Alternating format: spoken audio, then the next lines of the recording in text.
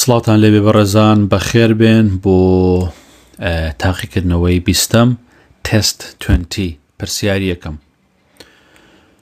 Who defeated the French at the Battle of Agincourt in 1415؟ چێ فەڕەنسیەکانی تێکشکان لە جەنگی ئەگینکۆرت لە ساڵی 1415؟ وەڵامێک هەڵبژێرە. King Edward the First of England, William the Third of England, Henry the Eighth and King Henry the Fifth. وەڵامێک هەڵبژێرە. وەڵامی من the King Henry the Fifth واتە پاشای پێنجەم. One of the most famous battle of the 100 Years' War was the Battle of Agincourt in 1415. یەکێ لە بەناوبانگترین جەنگەکان جەنگی 100 ساڵە کە جەنگی ئەگینکۆرتە لە ساڵی 1415 where King Henry V vastly outnumbered English army defeated the French. کاتێکە هێزی سەربازی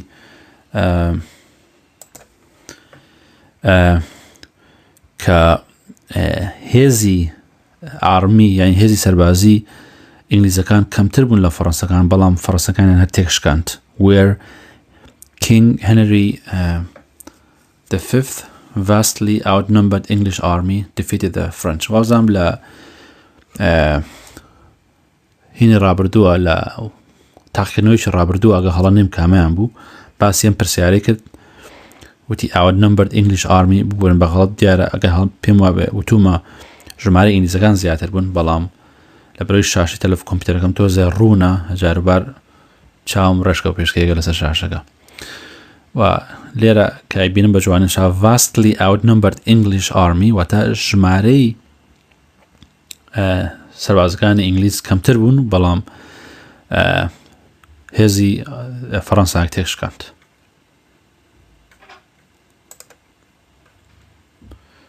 پرسیاری دووەم which is the most famous tennis tournament hosted in Britain and which takes place each year at the All England Lawn Tennis and Croquet Club. کام بەناوبانگترین تۆرنمنت یاری تۆرنمنتی تێنسە لە بەریتانیا ڕەگەخرێت which take place each year کە هەموو ساڵێک بەڕێوەچێ لە All England Lawn Tennis and Croquet Club. ئەمە شوێنی نادیەکە کە ئەو یاری تێنسی لێ بەڕێوەچێ. کامیان بەناوبانگترین یاری تێنسن کە لە بەریتانیا بەڕێوەچێ هەموو ساڵێک لە All England Lawn Tennis and Croquet Club. ئەمە ناوەکانە کامیانە لەمانە: Roland Garros, the Wimbledon Championships, the British Open, the Queen's Open. وەڵامێک هەڵبژێرە. وەڵامی من ئەمەیە. The most famous tournament hosted in Britain زۆر بەناوبانگترین تۆرنمنت لە بەریتانیا بەڕێوەچێ لە Wimbledon Championship which takes place each year هەموو ساڵێک بەڕێوەچێ لە All England Lawn Tennis and Croquet Club. پرسیاری سێم what is the minimum wage required for a citizen to stand for a public office؟ ئەڵێ کەمترین تەمەند چییە بۆ کەسێک یاخود کەمترین تەمەند داواکاری تەمەند چیە یاخود پێویستە وەکو هاوڵاتێک لەم وڵاتە بتەوێت لە پێگەیەکی گشتی ئایشکەی یاخود لە ئۆفیسی گشتی ئایشکەی. ئۆفیسی گشتیش لە کاڵن پۆبلیک ئۆفیس مەبەستی ئەوەیە بۆ نمونە ببی بە ئەندام پەرلەمان ببی بە ئەنجومەنی ببی بە پارێزگاری شارێک یاخود لە شوێنیشی گشتیە ئیشکەی وایە ئیشی حکومەت بەڕێوەبەری نابێت لە 16 کەمتر بی 18 21 25. وەڵامێک هەڵبژێرە. وەڵامی من ئەمە هەڵبژێرم. Most citizens of the UK, the Irish Republic or the Commonwealth aged 18 or over can stand for a public office. زۆرینەی دانیشتوانی شانشینی یەکگرتوو لەگەڵ ئایلەندای Irish Republic واتە کۆماری ئایلند و لە Commonwealth ئەبێت تەمەن لە سەر و 18 بێ نابێت لە 18 کەمتر بێ بۆی بتوانی پێگەیشی گشتی وەرگری یاخود لە ئۆفیسی گشتیش کە ئیتر ئایا وەکو چیشێکی توانای کتێبێ وەکو دادوەر وەکو پۆلیس وەکو خزمەتکاری مەدەنی ئیتر بە هەر شێوەیەک بتوێ ئیشکەی هەبێت تەمەن لە 18 کەمتر نەبێ. پرسیاری چوارم who makes sure that the opposition has a guaranteed amount of time to debate issues which it chooses during the political debate. على شيء أبد النائب كاتو ك opposition مسوقيري أوي هيك كاتي تواوي بدستويا بو أوي بتواند گفتگو كلا سرو كيشاني كهالب جدراون للروانجي گفتگوی سیاسیەوە شيء أبد النائب كاتو ك opposition كاتي تواوي بدستويا بو يقصب كات ياخد گفتگو كات تشرد أو كابينت واتا كابينت شاوديري the speaker قسەکەی پەرلەمان یاخود سەرۆکی پەرلەمان the king پاشا nobody کەس وەڵامێک هەڵبژێرە وەڵامی من ئەمەیە the speaker of parliament keep order during the political debates سەرۆکی پەرلەمان بڕیار و فەرمانەدا لە کاتی گفتگۆی سیاسیە to make sure the rules are followed بۆی دڵنیابێتەوە کە هەموو کەس شوێنی یاسا کەوتووە. This includes making sure the opposition has a guaranteed amount of time to debate issues which it chooses. ئەمە هەروەها ئەوەش دڵنیا کاتەوە کە ئۆپۆزیسیۆن مسۆگەری ئەوەی هەیە کە کاتی تەواوی بەدەستەوەی بۆ بتوانە گفتوگۆ کە لەسەر کێشانی کە هەڵبژێردراون. پرسیاری پێنجەم citizens of Liechtenstein can drive in the UK for as long as their driving license valid. واتە هاوڵاتیانی Liechtenstein وڵاتێکە لە ئەوروپایە ئەتوانن شۆفێری بکەن لە شانشینی یەکگرتوو بەمەرجێک کە مۆڵەتی شۆفێرەکەیان بەسەر نەچوو بێت. ئایا ئەمە ڕاستە یاخود غەڵەتە؟ من ڕاستە هەڵبژێرم. If your driving license if from a country in the European Union, Iceland, Liechtenstein or Norway, you can drive in the UK for as long as your license is valid. ئەگەر مۆڵەتی شۆفێرەکەت لە سەر بێشی لە وڵاتانە بێ یاخود یەکێتی ئەوروپا بێ ئایسلند بێ لیچنتنشن بێ یاخود نەرویج بێ ئەوە توانی شۆفێری بکەی لە بەریتانیا بە دڵی خۆت بە مەرجێک کە مۆڵەتی شۆفێرەکەت بەسەر نەچوو بێت. Which British Prime Minister nationalised major industry including coal and steel? کام سۆرۆک وەزیرانی بەریتانە پیشەسازیە گەورەکانی بەنیشتیمانی کرد. ئەو پیشەسازیە گەورانی بەنیشتیمانی کرد لەوانە خەڵوز و پۆڵە. ئەو خەڵوز لەگەڵ پۆڵە steel واتە coal and steel. Which British Prime Minister nationalised major industries including coal and steel? Industry واتە پیشەسازی. Harold Macmillan, Solomon Atul, John Major, Sir Alec Dole's home. وەڵامی هەڵبژێرە. من وەڵامی دوم هەڵبژێرم. Solomon Atul's government undertook the nationalisation of a major industry like coal and steel, created the National Health Services and implemented many of beverages plans for the stronger welfare state. Atul also introduced measures to improve the conditions of worker. على سەرۆک وەزیران کەسێکی لەنا حکومەتە بوو بە سەرۆکوەزیرانی بەریتانیا یاخود حکومەتی ئەلمن ئەتڵز یاسای ئەوەی کەتە بەرز کە هێنێ پیشا یاخود هێنە شل لە بەریتانیا بکە بە نیشتیمانی یەکی لەوانە هین بوو پیشەسازی کۆڵ ئەند ستیل بوو واتە خەڵوز و پۆڵا بوو و هەروەها هێنە چێسی دروست کرد و بڕیاریدا کە شتی زیاتر بچێتە جێبەجێکردنەوە وەک پلانی بۆ دانەکە بۆی ئابوورێک و دارایەکی بەهێزتر بێ لە بەریتانیا و هەروەها هێنێ پێوەری خستە بەرچای حکومەت بۆی بتوانێت بوار و بارودۆخی کرێکاران باشتر بکات. Who was the first Archbishop of Canterbury? چێ قەشەی کانتەبێریە؟ Saint Augustine, Saint Columba, Saint Andrew, Kenneth ماگەلپن بەڕاستی ئەم پرسیارە پێشتر هاتۆ دەبێت چاومان دە هیوادارم لە بیرتان مابێت وەڵامی هەڵبژێرە من وەڵامی یەکەم هەڵبژێرم Saint Augustine became the first Archbishop of Canterbury. Augustine بوو بە یەکەم قەشەی Canterbury کە هیچێکە ئەو قلە قەشانەی کە کەس و کار و خانەوادە و شاچێ بۆ وێ کاتێکە ئێوێ What is the money raised from the income tax used for? Choose 3 options. ئەڵێ ئەو پارەی کە لە income tax یاخود لە داهاتەکەت کۆکرێتەوە یاخود پاشەکەوت دەکرێت لەلایەن حکوومەتەوە بۆچی بەکاردێ سێ وەڵام هەڵبژێرە وەڵامی من education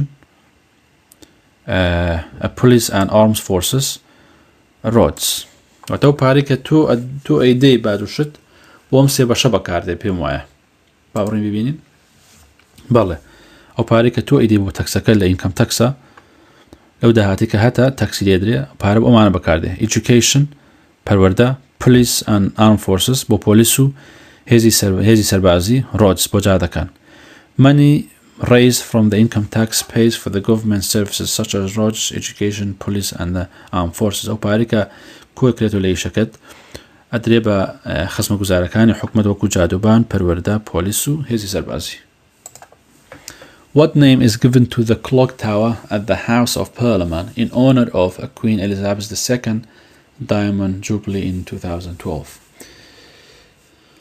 ئەڵێ چ شتێک دراوە چ ناوێک دراوە بە ئەو ساعتەی لەندەن لە نزیک پەرلەمانی لەندەنە چ ناوێکی پێدراوە وەکو ڕێزێک بۆ شای ئەلیزابەزی دووەم لە 2012 لە ڕێین لە بۆنەی دایمەند جوبلی ئەو ساعتە نایەکی پێدراوە لە 2012 وەکو ڕێزێک بۆ شارژنی ئەلیزابەزی دووەم لە بۆنەی دایمەند جوبلی لە 2012 بیگ بن بیگ کلۆک ئەلیزابەز تاوە کلۆک تاوە وەڵامی هەڵبژێرە وەڵامی من سێمە The clock tower at the House of Parliament ساعتەکەی لە نزیک پەرلەمانی بینای پەرلەمانە in London لە لەندەنە is named Elizabeth Tower in honor of Queen Elizabeth II Diamond Jubilee بۆ ڕێزێک لە ئەلیزابەزی دووەم ناوێن لێ ناوە تاوەری ئەلیزابەز واتە باڵەخانەی ئەلیزابەث پرسیاری دەیەم When were the forced marriage protection order introduced for England, Wales and Northern Ireland? ئەڵێ کەی بوو یاسای هاوسەگیری بە زۆرە ملێ فەرمانی بۆ دەرچوو کەی یاسای لە ئینگلند و لە وێلس و لە ئایلەندە باکوور کەی یاسای بەرگریکردنی زۆرە ملێ هاوسەگیری زۆرە ملێ فەرمانی بۆ دەرچوو لە وێلس و ئینگلند و ئایلەندە باکوور which aim to protect a person from being forced into marriage کە ئامانجەم یاسای ئەو بوو بەرگری لە کەسێ بکات کە بە زۆرە ملێ مارە بکرێ یاخود بە شوو بدرێ or to protect a person in a forced marriage یاخود بەرگری لە کەسێ بکە کە لەوەیە بدرێ بە شوو بە زۆر کەی بوو لە ساڵێکا بۆ 2007 2008 2010 2011 وەڵامێک هەڵبژێرە وەڵامی من 2008 بەڵێ لە 2008 ئەم یاسایی بەرگریکردنی مارەکردنی هاوسەگیری بەرگریکردن لە هاوسەگیری بزۆرە ملێ ناسەندرات لە 2008 لە ئینگلند و وێلس و ئایلەندای باکوور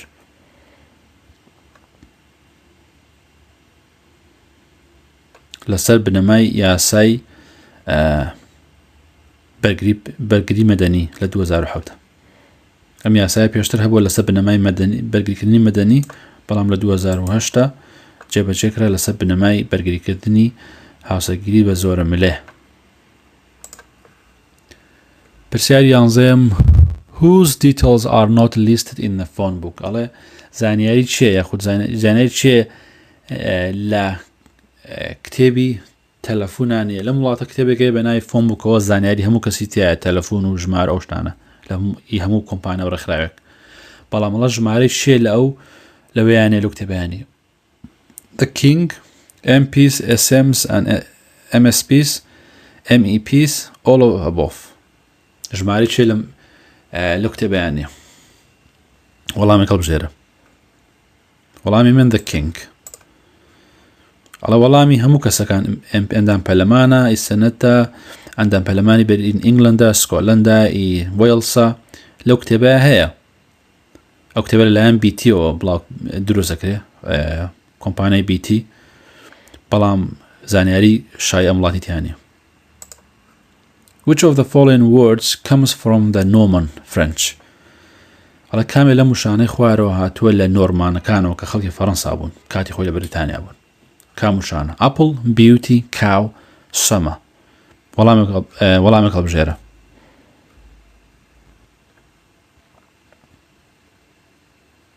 وەڵامی من ئەمەیە. Some words in modern English, for example, park and beauty, are based in a normal French words. هێنە وشە لە ئینگلیزی ئەم سەردەمەیە ئی نۆرمانەکانن. بۆ نمونە پارک و بیوتی، پارک ئەوکو پارکە بۆیەکی، بیوتی ئاین جوانی، are based on a normal French. بنەماکان لە زمانی فەڕەنسی نۆرمانەکانەوە دێ. پرسیاری سیانزەم How are the official report where the Parliament proceeding are published called؟ ئەڵێ راپۆرتی فەرمی ئی پەرلەمان کە دەربارەی کۆبوونەوەکانی پەرلەمانە لەکوێ بڵاوەکرێتەوە و ناوی چییە ناوی ئەو راپۆرتەکە بڵاوەکرێتەوە، پێڵەن چی؟ Domesday Book، Hansard، Parliamentary Report، Carta Magna. ئەمە پێشتر خوێنمانە، هیوادارم لە بیرتان مابێ. وەڵامێک هەڵبژێرە. وەڵامی من هانسارد. واتە ئەو ریپۆرتی کە بڵاو بێتەوە ڕپۆرتێکی فەرمی دەربارەی بەڕێوەچووکانی پەرلەمان، یاساکردنی قسەکردنەکانی پەرلەمان،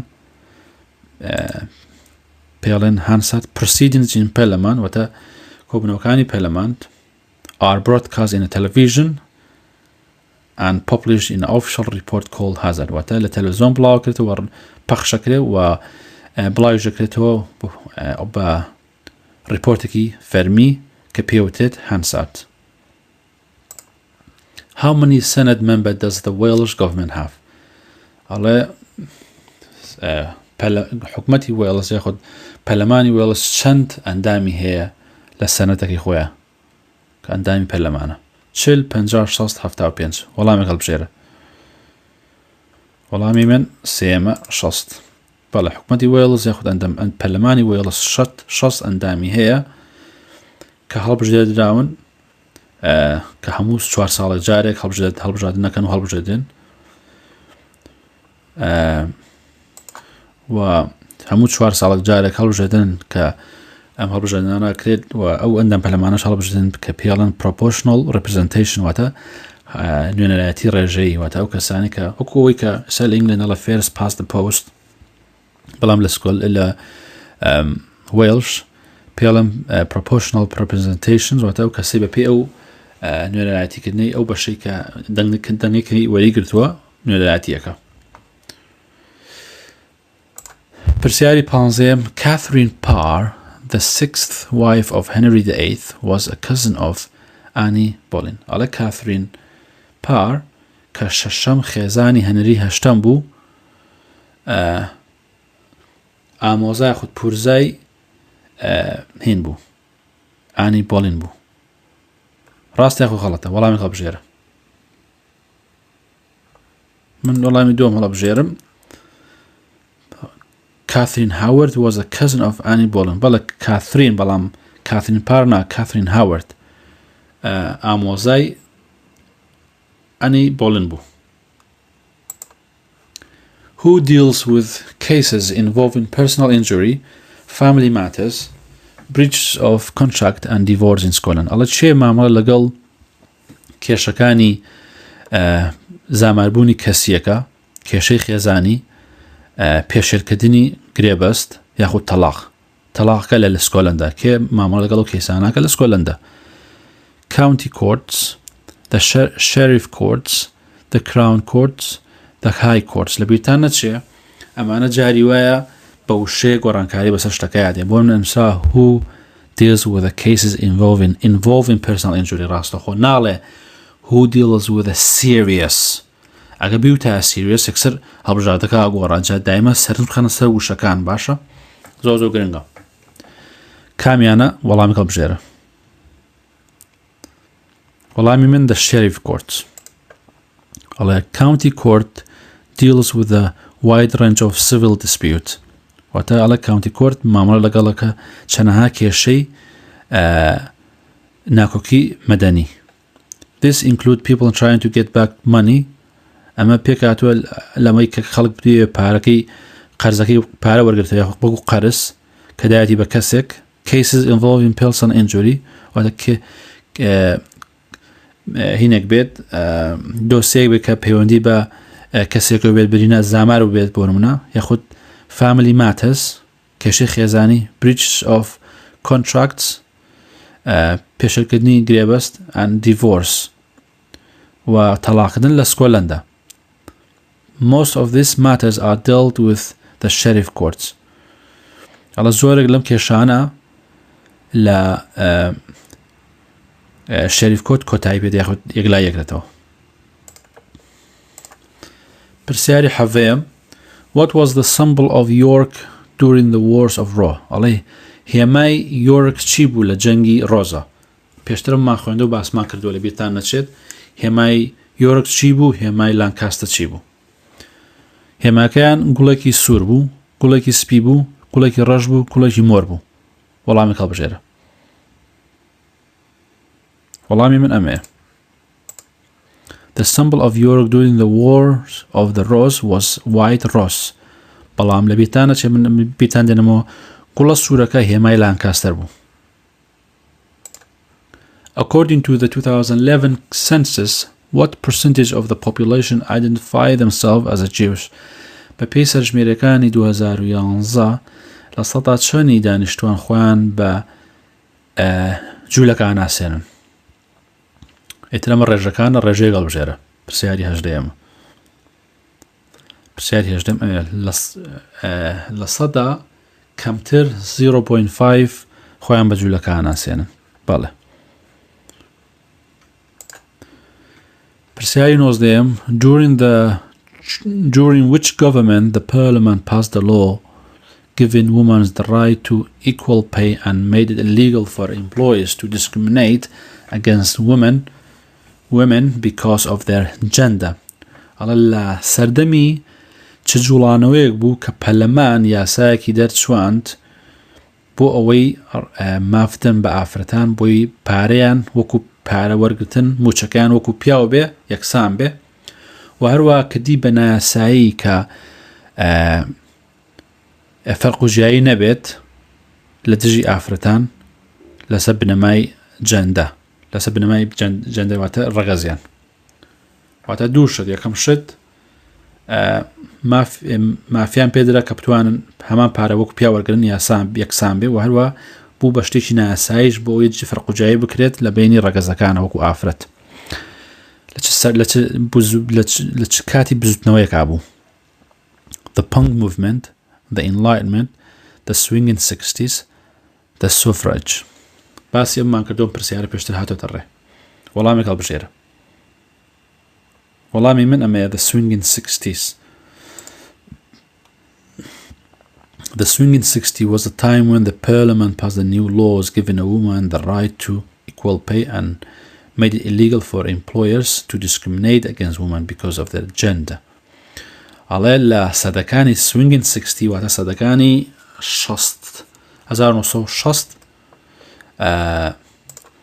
کە گۆڕانکاری زۆر لە کەلتوری بەریتانیا هەبووە لە سیستەمی بەریتانیا هەبووە گۆڕانکارێکی زۆر هات سەردەمێک بوو بۆ پێشکەوتن و ئاڵۆگۆڕەکردنی کەڵچا وەکو فاشن میوزیک و گۆڕانکاری کۆمەڵگا گەنج هەوڵێکی زۆریدا کە بۆی کەلتوری کۆنی پێشتر وەلانێ و کەلتورێکی تازە بێتە پێشە بۆیە ئەویش سەردەمێک بوو کە ڕێکخراوێک هاتە پێشەوە جوڵانەوەیەک بە ناوی swinging 60 و swinging 60 وەتە گۆڕانکارەکانی 60ەکان 1960ەکان کە پەرلەمان یاسایەکی دەرچوان بۆ ئەوەی ئافرەت پارەوەرگتن موچەی ئافرەت یەکسان بێ لەگەڵی پیاوە وەکو هەموو کەسێکتر و هەروە کردی بە نایاسایی بۆی ئەگەر خاوەن ئیش فەرق و جیایی بکە لە نێوان ڕەگەزەکان ڕەگەزی نێرومەیە.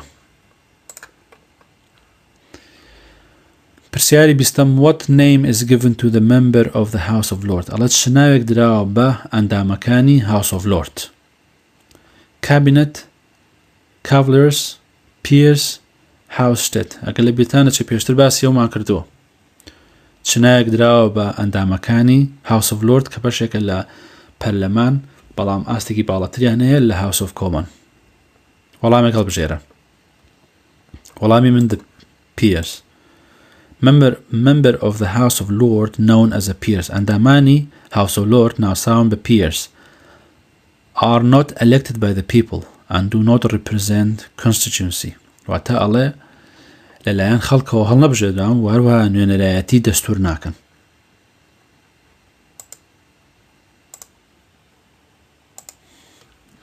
پرسیاری 21 where can you find a statue of Boudicca the queen of the Icen and none of the tribal leaders who fought against the Roman. Where can you find a statue of Boudicca, the queen of Icen, and one of the tribal leaders who fought against the Roman? Ale لەکوێ ئەتوانی پەیکەری بودیکا بدۆزیتەوە شای ئایسن بوو یەکێ بوو لە ئەو سەرکردە عشیرەتانە یاخود ئەو سەرکردە بێگومان عشیرەتانەی کە جەنگا یاخود لە دژی ڕۆمەکان جەنگا ئەو پەیکەرەکەی لەکوێیە at the London Bridge, at the Westminster Bridge, at the Tower of London, at the St. James Park. وەڵامێک هەڵبژێرە. وەڵامی من دووەم دانەیە there is a statue of Boudicca, the Queen of Icen, on a Westminster Bridge in London near the House of Parliament. ئەڵێ پەیکەری بۆدیکا کە شای ئایسن بوو لە نزیک پردەکەی وێستمینستەر لە لەندەن لە نزیک بینای پەرلەمان. Which of the following castle is located in Scotland? کامێ لە ئەم قەڵایانە لە نزیک یاخود کامێ لەم قەڵایانی خوارەوە لە سکۆتلەندا جێگیرە. Conway Castle, Caernarfon Castle, Grath Castle, Windsor Castle. وەڵامی هەڵبژێرە. وەڵامی من ئەمەیە. پرسیاری 23 For how long was Britain a republic under the leadership of the Oliver Cromwell? واتە کۆماری بەریتانیا چەندێک لە ژێر سەرکردایەتی ئۆلیڤە کۆرنوەڵ بوو. وەڵامی هەڵبژێرە 9 ساڵ 10 ساڵ 11 ساڵ 12 ساڵ. وەڵامی هەڵبژێرە. وەڵامی من 11 ساڵە. Britain was a republic under the leadership of Oliver Cromwell for 11 years. بەریتانیا کۆمارێک بوو لە ژێر سەرکردایەتی ئۆلیڤە کۆرنوەڵ بۆ 11 ساڵ. پرسیاری کۆتایی پرسیاری 24 Magistrate and Justice of the Peace JPs are a member of واتە ماستەر و Justice of Peace ئەندامی یەکێک لەمانەی خوارەوەن the House of Commons, the Cabinet, the local community, the Parliament. وەڵامێک هەڵبژێرە. وەڵامی من ئەمەیە. بەڵێ واتە Magistrate and Justice of Peace یەکێکن لە داگاکان دوانن لە داگاکان ئەندامی local community واتە کەسانێکن هەر لە کۆمەڵگەکەیان کە هەڵبژێردراون و کران بە دادوەر بڕێ لەسەر شتەدەن و شت یەکلایەکەن و کێشەی خەڵک چارەسەرەکەن. واتە Magistrate and Justice of Peace کە کوراوەکەی JPs ئەندامی کمیونیتەکەی خۆتن. پرسیاری کۆتایی بوو لە تاقیکردنەوەی بیستەمە هیوادارم سوود لێوە بینی بێت و فێری زانیاری باشوو بێتی و لە تاقیکردنەوەی 21 کاتان بینم.